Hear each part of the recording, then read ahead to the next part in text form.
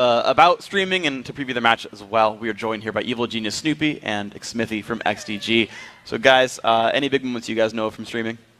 I remember one time specifically, I was streaming a game, and I just got out of the game and someone posted a link on Twitter, and I clicked on that link on Twitter, and it was actually a screamer. I was eating a bowl of cereal at the time and threw the bowl of cereal up in the air and all over my keyboard, so it was a bit of a nightmare. But yeah, streaming is a great thing. I've not done it as much as I like in the last couple of months, been kind of knuckling down a little bit, but I'm trying to stream a lot more now and interact with the fans more regularly. How important is the second monitor for streaming?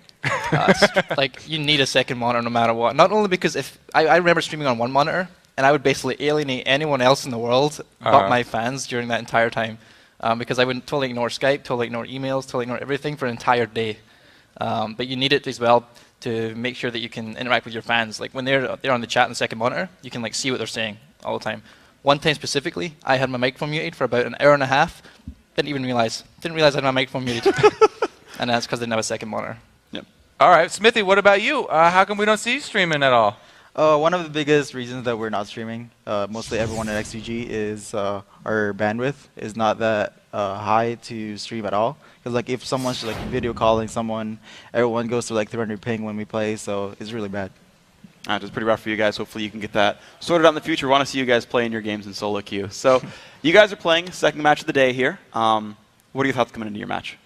I think one thing is it's our first time me and Xmithie have actually played against each other, which is going to be pretty interesting. I look forward to playing against them. I watched your games yesterday.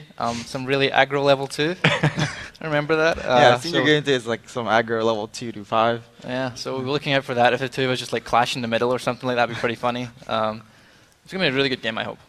Xmithie, what do you feel? It's going to be really aggressive, like what he said, like early levels. Hopefully we're going to be playing 2 aggressive junglers early, so that it's going to be really fun in the early stages.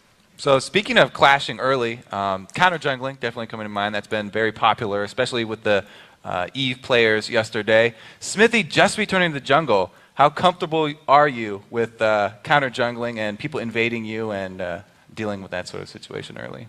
I feel like this season, every other jungler except me like has been improving a lot, like drastically. Most of the reasons, like a lot of new junglers came here, Snoopeh, Dexter. They've been improving the whole NA scene as a whole lot, and I think I just came back in the jungle like a few weeks ago, and I just started improving. So I need to work on the newer stuff in this season. Okay. So talking to new stuff, of course, we've seen the Evelynn starting to counter jungle. Snoopeh, I wanted to press you on your game against C9, because we never got to talk to you about a couple of weird things that happened in that game. Anything you want to talk about that game? So one thing I want to address in particular is like the early game actually went well for us. Pre-level 4 it went really well for us. But then you saw Lemon Nation come through the river, and I saw him. I had a complete vision of him, but I didn't respect the hook. And that's one thing that every time you play against the Thresh, you respect the hook. And I didn't do that. I didn't flash away from it. And that game would have went a lot smoother if I actually just flashed the hook. And then beyond that, when you're playing Evelynn, the biggest thing against it is the pink wards.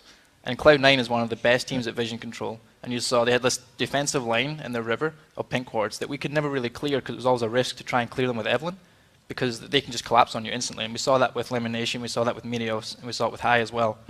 And then a couple of times I actually got stuck in the jungle one time, in their jungle, because basically I was trying to kill the pink ward, got collapsed on, and ended up going into their jungle.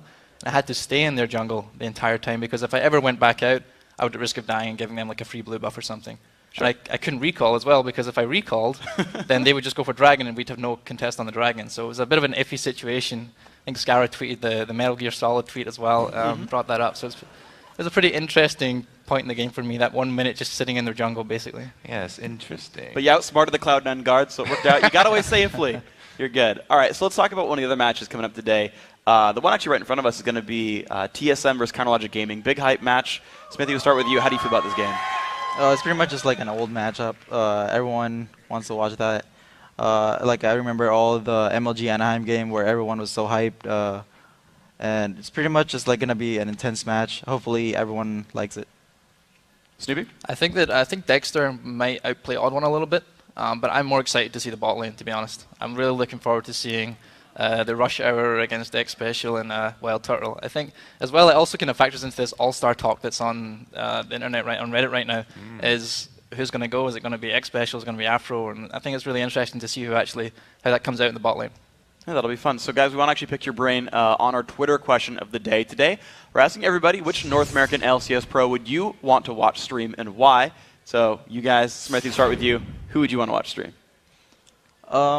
Mostly the funny ones. I like Cutie Pie the most because I just like him watching him, and well, he's not really trolling, so look at just how he talks to his viewers, and it's pretty unique.